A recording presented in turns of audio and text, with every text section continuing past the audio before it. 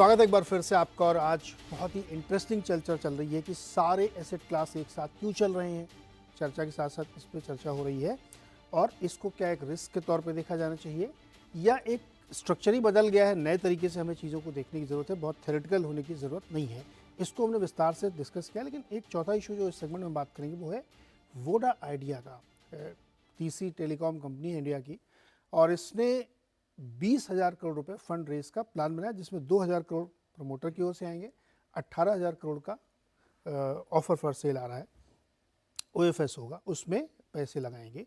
उसका डेट भी आ चुकी है, प्राइस भी आ चुका है, 10 से 11 के बीच में प्राइस होगा, 18 से शायद 22 तक खुलेगा। ये सब कुछ होगा, लेकिन कंपनी के ऊपर करीब करीब 2.5 लाख करोड़ का डेट है। क्या होगा आपके हिसाब से वोडा आइडिया में ये जो कदम उठाया, इसका क्या असर होगा? देखिए, एक स्टॉप गैप ब्रिज फंडिंग है कि कंपनी चलती रहे। फ्रैंकली आप उसका बिजनेस देखें, मॉडल देखें, बहुत ही वीक है। और सिर्फ मुझे लगता है कंपनी इसलिए सरवाइव करेगी कि सरकार चाहती है कि 3 कंपनीज रहें टेलीकॉम स्पेस में। सिर्फ उसका एक वही रीज़न है, क्योंकि आप देखिए करीब 20 करोड़ सब्सक्राइबर हैं उनके और हर क्वार्टर में 50 लाख सब्सक्राइबर निकल जाते हैं उनके। और जो सब्सक्राइबर हैं भी उसमें से आधे ऑलमोस्ट 2G पे हैं और 2G का आरपू एक तो कम है और दूसरा वो काफ़ी प्रेशर है सरकार पे कि 2G का जो स्पेक्ट्रम है वो बंद कर दें, क्योंकि 2G का स्पेक्ट्रम जब तक रहेगा तब तक 4G 5G प्रॉपर्ली डेवलप नहीं होगा। तो एक एग्जिस्टेंशियल क्राइसिस से ही कंपनी जूझ रही है पिछले 4-5 सालों से। हर क्वार्टर में 6-8 हज़ार करोड़ का लॉस होता है। तो आप ये 20,000 करोड़ की फंड रेजिंग कर लेंगे पर आपका आरपू बढ़ेगा नहीं, 145 रुपए के आसपास है, जबकि एयरटेल का 200 के ऊपर है। तो इतने वीक बिजनेस मॉडल को बार बार फंड करते रहना, कंपनी को चलाते रहना, मुझे नहीं लगता किसी इक्विटी शेयर होल्डर के लिए उसमें कोई वैल्यू है। फाउंडर के पास शायद चारा नहीं है या जो भी है। और बीच बीच में खबर आती है कि कोई फॉरेन कंपनी आके उसको एक्वायर कर लेगी, कभी फेसबुक एक्वायर कर लेगा, कोई एक्वायर कर लेगा, फिर वो कुछ और बिजनेस बन जाएगा। मुझे फ्रैंकली नहीं लगता कि वो होने वाला है कुछ ऐसा। करेगा कोई आदमी? क्यों करेगा? क्योंकि उसमें कोई अपसाइड नहीं है। आपके 2G कस्टमर्स हैं, वो तो कभी भी चर्न हो जाएंगे। 50 रुपए के आरपू पे वो बिजनेस चलता है। आप दूसरी तरफ आपके इतना स्ट्रॉन्ग कॉम्पिटिटर्स हैं, दो जियो पूरा 4G पे ही है और फिर भी 180 रुपए पे आरपू पे भी पैसा अच्छा तगड़ा बनाता है।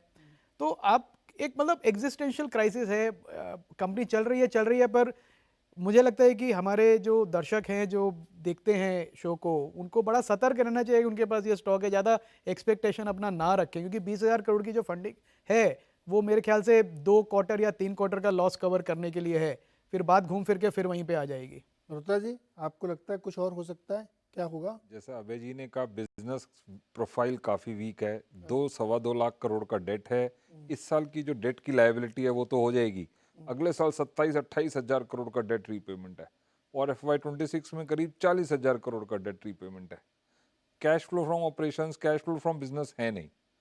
Most of the premium customers जो हैं वो या तो भारती या जियो की तरफ माइग्रेट हो रहे हैं और हो चुके हैं। तो आपके पास weak customer. Government of India तब मजबूत इक्विटी इन्वेस्टर बैठा हुआ है, कुछ करेंगे नहीं वो लोग? वो तो बाकी कंपनी से भी है, अपने MTNL में भी थे, BSNL में भी हैं। तो सरकार बिजनेस चलाती नहीं, सपोर्ट कर सकती है और क्या, मतलब उससे ज़्यादा आई थिंक एक सरकार का स्टेटेड ऑब्जेक्टिव है कि मार्केट में डुओपोली ना हो।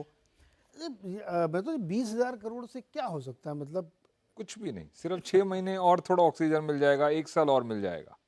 जब तक कंपनी खुल के बताए कि उसका प्लान क्या जब है। तक वो 2 लाख करोड़ का डेट प्रॉपर रिस्ट्रक्चर करके हेयर कट या तो गवर्नमेंट या कहीं ना कहीं बीच में नहीं आएगी, वो तब तक इसका सोल्यूशन समाधान नहीं निकलेगा।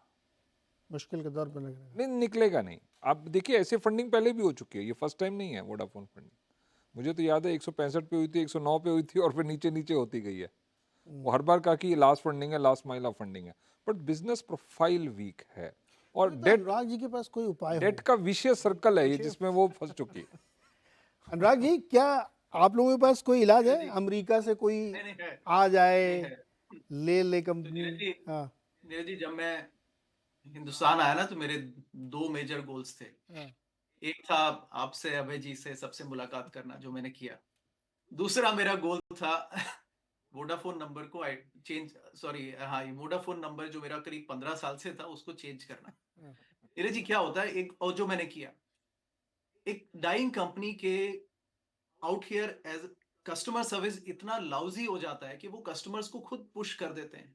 हम्म। मुझे नहीं लगता कि मतलब क्यों कोई इंडिया में है और वोडाफोन को के सेल फोन को अभी भी यूज कर रहा है। There is no future about it. तो और सेकंड इज ये तो कस्टमर सेंस से हुआ। अगर आपका कस्टमर बेस ही जा रहा है तो then you have nothing left. Ultimately सब कुछ तो कोई कितना भी डेट एडजस्ट करे, पे तो कस्टमर नहीं करना है ultimately. So that is one point. Second is ये गवर्नमेंट ने जो लाइसेंसिंग ये उसके विक्टिम है। जो पुराना जो लाइसेंसिंग रेजीम था, which was clearly very atrocious, right? जो revenue sharing and fixed fee and all this nonsense. अब अल्टीमेटली गवर्नमेंट की ही कंपनी बन गई है ये, तो गवर्नमेंट की जो लाइसेंस फी थी वो गवर्नमेंट को इन अ वे वापस देनी पड़ेगी। बट कंपनी का फ्यूचर मुझे कोई नहीं दिखता है, you know, in terms of you can't revive this company now any more, right? I know India needs a third telecom player, but I think वो ब्रिज अब पास हो चुका है। चार्ट में कुछ दिखता है क्या आपको सरवेन जी? इसमें बहुत लोग निवेशित हैं, एफपीओ देख के कुछ लोग आकर्षित भी हो सकते हैं। आपको कैसा लगता है चार्ट पे? देखिए ईयरली सेटअप से कहीं बीच में अच्छा लगा था तो हमने भी उस समय बोला था, बट टारगेट यही लेके चले थे 16-17 के, और उसके ऊपर ही बहुत ज्यादा 20 के ऊपर ही जा नहीं पाया है। तो आई थिंक ब्रॉडली आपकी यही रेंज बन गई है, और बहुत ज्यादा मुझे नहीं लगता आप 18-19 के ऊपर जा पाएंगे। और नीचे में भी जब तक 12-13 का सपोर्ट है तब तो ठीक है, उसके बाद अगर वो टूटा तो आई थिंक फिर और नीचे के स्तर यहाँ आ सकते हैं। तो बहुत स्ट्रॉन्ग कोई रिकमेंडेशन यहाँ नहीं है।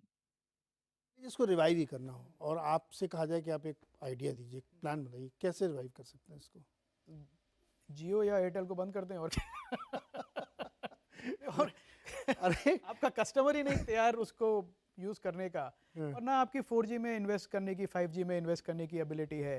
तो एक, जैसा अनुराग ने कहा, एक सिंकिंग शिप है, उसमें आप good money after bad money throw कर रहे हैं। फ्रैंकली मुझे नहीं लगता कि किसी ने, और उन्होंने मेरे को लगता है सारे तरीके भी पिछले 2-3 साल में सब जो भी मैनेजमेंट सब करके देख लिया, पर फिर भी चर्न इतना ज़्यादा है एफपीओ कस्टमर्स में का। आएंगे बड़े बड़े लोग पैसे लगाने के लिए? मुझे कुछ मालूम नहीं है, ना मेरी ये सेल रिकमेंडेशन है, ना मेरी बाय रिकमेंडेशन है, ना मैं इसको ज़्यादा देखता हूँ। मुझे कुछ आइडिया नहीं है कि कौन आएगा, क्या हो, कब आएगा, कैसे आएगा।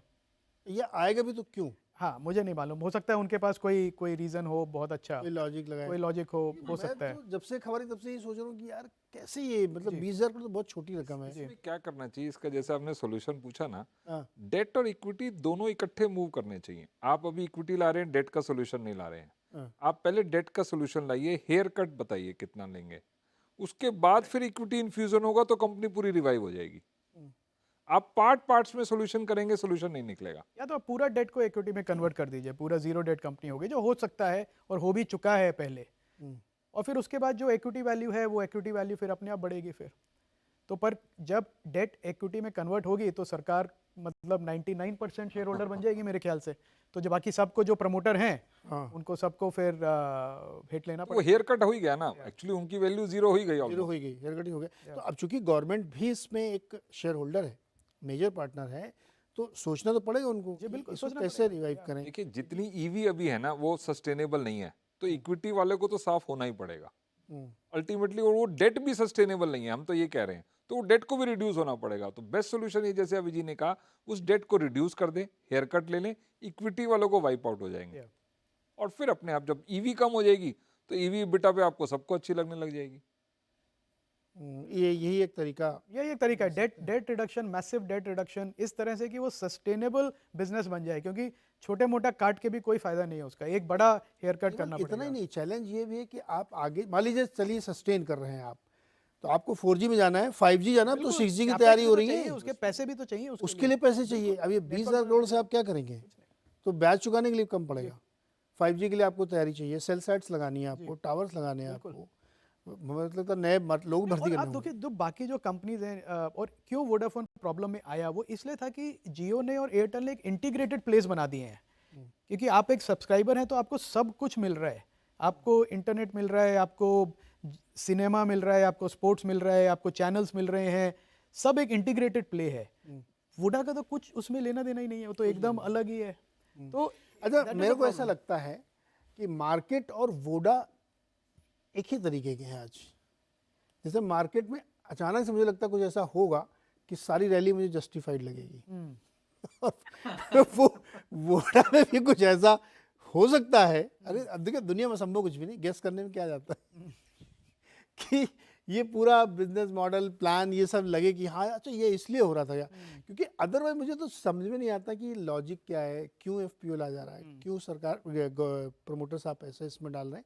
शायद नेक्स्ट वीक हो सकता है, चूँकि एफपीओ आ ही रहा है तो कुछ एक्सप्लेन करें, वो प्रेस कॉन्फ्रेंस वगैरह करें, हम लोग उस पर नज़र रखेंगे। लेकिन बहुत दिलचस्प होगा कि वोडा आइडिया कैसे सर्वाइव करेगा, और इतनी ये रकम डेट के सामने और प्रॉब्लम के सामने तो बहुत छोटी है, तो इसमें क्या होना चाहिए। तो आज हम लोगों ने क्या क्या डिस्कस किया, सारे एसेट क्लास और मार्केट में तेजी क्यों है ना, उसको कैसे जस्टिफाई किया जाए। कुछ लोगों को लगता है कि नहीं ये मार्केट बहुत ही महंगा हो चुका है, गिर जाना चाहिए, तो फिर कभी मिड कैप गिरवाते हैं, कभी लार्ज कैप में भी गिरवाते हैं, लेकिन end of the day market is looking at something else. तो हमें वो देखना पड़ेगा, इंतजार करना पड़ेगा, क्योंकि मार्केट की जो अजब कहानी है वो बहुत ही गजब है। तो इस शो के दौरान अगर किसी भी शेयर का नाम लिया गया है तो उसमें किसी भी प्रकार की सेल या बाई की कोई रिकमेंडेशन नहीं है, वो केवल उदाहरण के लिए, ये चीज़ों को एक्सप्लेन करने के लिए हम लोगों ने यहाँ पे डिस्कस किया, इसलिए उस पर कोई भी कॉल मत लिया करिएगा। बहुत 10 सेकंड में जवाब दीजिए, वीकेंड में क्या करेंगे? वीकेंड पे एक रिजॉर्ट में जाने की प्लानिंग है फैमिली के साथ, थोड़ा रेस्ट रिलैक्स, फ्रेंड्स के साथ मस्ती, बस यही। अबू धाबी में क्या किया था? अबू धाबी में भी यही एक्चुअली। अब आप ऑफ कैमरा बताऊंगा आपको। ओके मल्होत्रा जी 10 सेकंड में क्या करने वाले हैं वीकेंड में? घर पे रेस्ट, अगले महीने काफी ट्रैवलिंग है, उसके अभी just relax at home. Relax, उसके बाद अनुराग जी प्लान क्या आज इस हफ्ते का? पिक्चर देखने जाएंगे? हाँ, कुछ स्पेशल नहीं है नीरज जी, किताबें पढ़ेंगे और बेटे के साथ टाइम स्पेंड करेंगे। और नहीं तो मैं आपको होमवर्क देता हूँ, जो आपको मॉडल बना रहे हैं ना, मॉडल कंप्लीट करिए और मुझे पढ़ने के लिए भेजिए, मैं उसको पढ़ूंगा। सरवीन जी आप क्या कर रहे हैं वीकेंड में?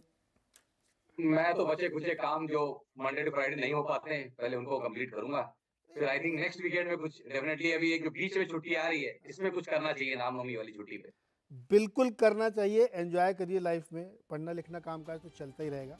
ध्यान रखिए अपना, अपनों का और हेल्थ का, और एंजॉय करिए लाइफ को, मार्केट भी सब ठीक ही हो जाएगा। बहुत बहुत शुक्रिया आप सबका हमारे साथ जुड़ने के लिए।